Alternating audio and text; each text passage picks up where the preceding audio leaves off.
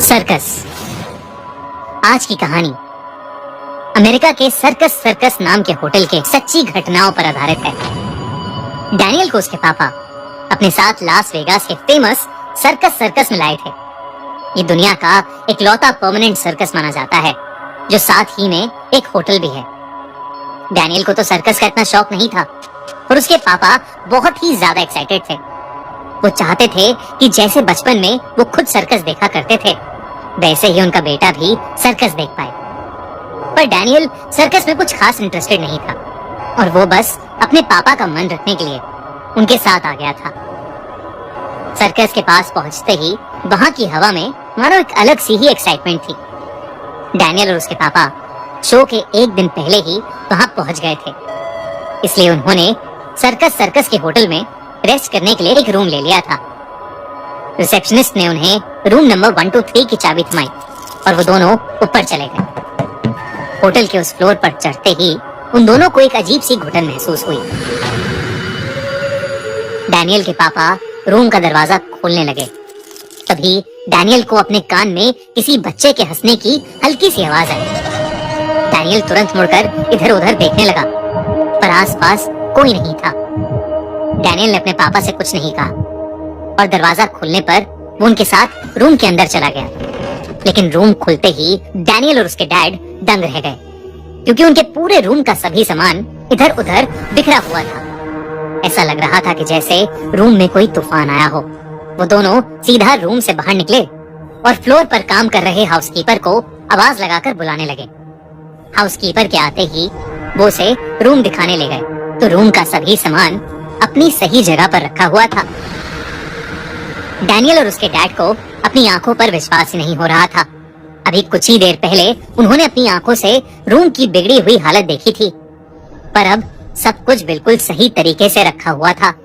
Daniel के पापा जैसे ही उस हाउसकीपर से थैंक यू कहने के लिए मुड़े, वो हाउसकीपर वहां था ही नहीं, बल्कि वो पूरे कॉरिडोर में कहीं नहीं दिख रहा था। डैनियल और उसके पापा को सब अजीब तो लग रहा था, लेकिन उन्होंने उसे इग्नोर किया और रूम में आकर रेस्ट करने लगे। डैनियल के पापा की बेड पर जाते ही आंख लग गई, पर डैनियल बिल्कुल भी थका हुआ नहीं था, इसलिए वो अपने पापा के सोते ही छुपके से रूम से बाहर चला गया। होटल के कॉरिडोर में चलते हुए डैनियल ने देखा कि एक अजीब सी दिखने वाली औरत एक रूम के अंदर एंटर कर रही है। डैनियल थोड़ा आगे चला, लेकिन डैनियल को वो औरत किसी और के रूम में घुसती हुई दिखाई दी। डैनियल को ये बात बहुत अजीब लगी, पर फिर भी वो कॉरिडोर में आगे चलता रहा। लेकिन जब उसे वो औरत तीसरी बार किसी और रूम में जाती दिखी, तो वो अचानक घबरा उठा। उसने सोचा कि उसे चुपचाप वापस अपने रूम में चले जाना चाहिए, लेकिन वो जैसे ही पीछे मुड़ा, उसने देखा कि कॉरिडोर के एंड में वही औरत खड़ी थी और वो डैनियल को ही घूर रही थी। उसकी आंखें पूरी तरह से लाल थी, उसके बाल बिखरे हुए थे और चेहरा बेहद डरावना लग रहा था। जब डैनियल ने ध्यान से उसे देखा, तो उसके हाथ नॉर्मल से बहुत ज्यादा लंबे थे, जिन्हें देखकर डैनियल सुन पड़ गया था। तभी अचानक से डैनियल के कान में धीमे से किसी बच्चे के रोने की आवाज गूंजी। दूसरी तरफ रूम में डैनियल के पापा की आंख खुली, तो उन्होंने देखा कि उनके साथ कोई सो रहा है। उन्हें लगा कि डैनियल भी थक कर उनके साथ ही सो गया होगा, लेकिन जैसे ही वो डिनर के लिए डैनियल को उठाने आगे बढ़े, उन्होंने जो देखा उससे उनका दिल ही दहल गया। डैनियल के पापा ने उसके ऊपर से चद्दर उठाई, तो उस चद्दर के नीचे डैनियल नहीं, बल्कि एक बच्चे की लाश पड़ी थी। उस बच्चे की पूरी बॉडी नीली पड़ी हुई थी और ऐसा लग रहा था कि जैसे उसकी नसें बाहर आ रही थीं। उस बच्चे के सर पर गोली का निशान भी था। डैनियल के पापा उस बच्चे की बॉडी को देखते ही चीख पड़े कि तभी उस बच्चे की लाश की आंखें खुल गईं।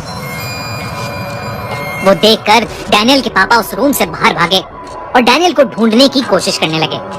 वो जोर जोर से डैनियल को आवाज लगाकर पुकारने लगे, पर डैनियल का कोई अता पता ही नहीं था। तभी उस होटल के कॉरिडोर में डैनियल के पापा को वही लंबी हाथ वाली औरत दिखी जो पहले डैनियल को दिखी थी। वो डैनियल के पापा को बहुत ही गुस्से भरी आंखों से देख रही थी। डैनियल के पापा तो उस औरत को देखकर ही कांप उठे थे अचानक ही उस औरत के हाथ लंबे हो गए और उसने डैनियल के पापा की गर्दन पकड़ ली और उन्हें हवा में उठा लिया। उस औरत ने डैनियल के पापा पर चीखते हुए पूछा, मेरे बच्चे को क्यों मारा? डैनियल के पापा उसे देखते देखते बेहोश हो गए। जब उनकी आंख खुली तो वो अपने ही रूम में थे और उठते ही उन्होंने देखा कि जमीन पर डैनियल लेटा हुआ था। डैनियल के पापा तेजी से उसके पास गए तो उन्होंने देखा कि डैनियल सांसें नहीं ले रहा है। डैनियल के पापा को कुछ भी समझ नहीं आ रहा था कि तभी उनकी नजर सामने की तरफ पड़ी। वहां वही औरत उस बच्चे के साथ खड़ी थी जिसकी लाश डैनियल के पापा ने अपने बिस्तर में देखी थी। अगली सुबह हाउसकीपर के बार बार नॉक करने पर भी किसी ने जब दरवाजा नहीं खोला तो होटल के स्टाफ ने उस रूम का दरवाजा तोड़ दिया और रूम के अंदर से डैनियल और उसके पापा को बेहोशी की हालत में पाया गया। उन्हें फौरन हॉस्पिटल एडमिट किया गया जहां वो दोनों होश में आए और उन्होंने अपने साथ हुआ पूरा किस्सा सबको बताया। तब उन्हें पता चला कि सर्कस होटल हॉन्टेड है और कुछ सालों पहले रूम नंबर 123 में सर्कस में काम करने वाले एक माँ और बेटा रहते थे जिनकी एक दिन सर्कस के बाद कुछ गुंडों से बहस हो गई और उन गुंडों ने गुस्से में आकर उन माँ बेटे को गोलियों से मार डाला। वो औरत उस दिन अपना सर्कस का लंबे हाथों वाला कॉस्ट्यूम भी नहीं उतार पाई थी और तब से वो वैसे ही उस होटल में भटकती है और सर्कस होटल को हॉन्टेड माना जाता है। वो औरत और उसका बच्चा हर किसी को अपनी मौत का दोषी मानते हैं और हो न हो डैनियल और उसके पापा का सामना भी उन्हीं से हुआ था।